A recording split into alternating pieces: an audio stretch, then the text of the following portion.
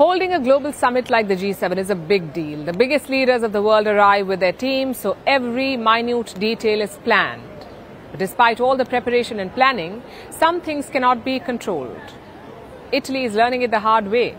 While Prime Minister Meloni is playing host to the world, global headlines talk about a brawl in the Italian parliament, where lawmakers clashed over a controversial bill.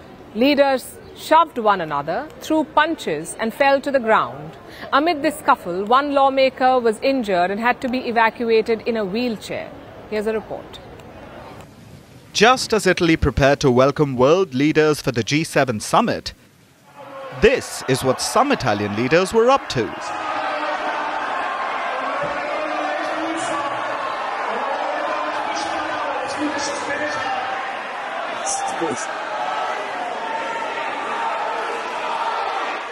These violent scenes are from Thursday, when a scuffle broke out in the Italian parliament. With Italy hosting the G7 summit, the optics are not good. But what caused this scuffle? A controversial bill about regional autonomy. Currently, these regions and cities in Italy have autonomy: Trento, South Tyrol, Sicily, Friuli Venezia Giulia, Aosta, and the island of Sardinia.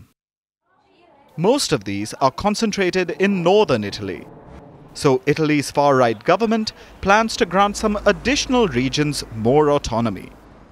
Regions with more autonomy have more powers in areas such as healthcare, education, foreign trade, ports, and energy.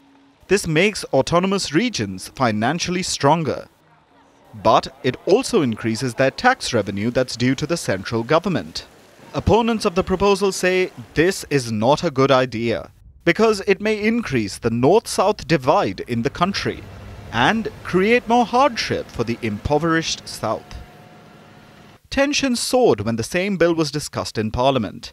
An opposition party member tried to give an Italian flag to Roberto Calderoli, who is the Minister for Regional Affairs and Autonomies.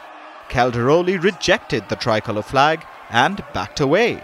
Within seconds, chaos erupted.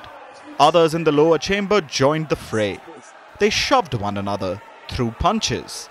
Some leaders say they were kicked. One leader was apparently injured and was evacuated on a wheelchair. Now, Italian officials are expressing regret. Foreign Minister Antonio Tajani says, "I have no words. We need to set another example, not punches to resolve political problems." Sounds a bit like too little, too late, because images from the brawl are making headlines globally, and not much can be done to undo this. At this point, the only saving grace for Italy is this.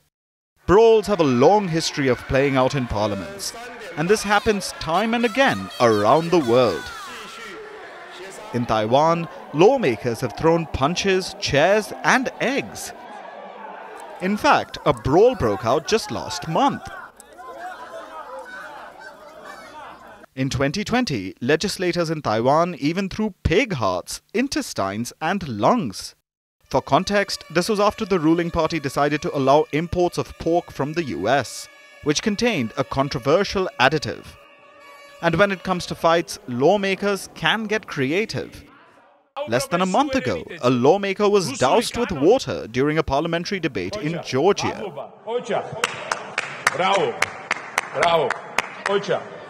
Italy's debate on the autonomy reform is here to stay. So the G7 host can only hope that its parliamentary brawl doesn't water down the summit's takeaways.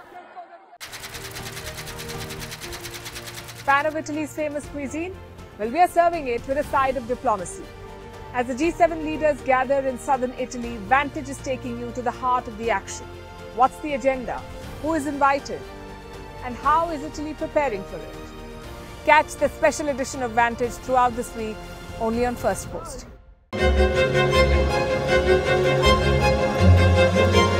Fan of Italy's famous cuisine? Well, we are serving it with a side of diplomacy. As G7 leaders gather in southern Italy, Vantage is taking you to the heart of the action. What's the agenda? Who's invited? And how is Italy preparing for it? Catch the special edition of Vantage throughout this week, only on Firstpost.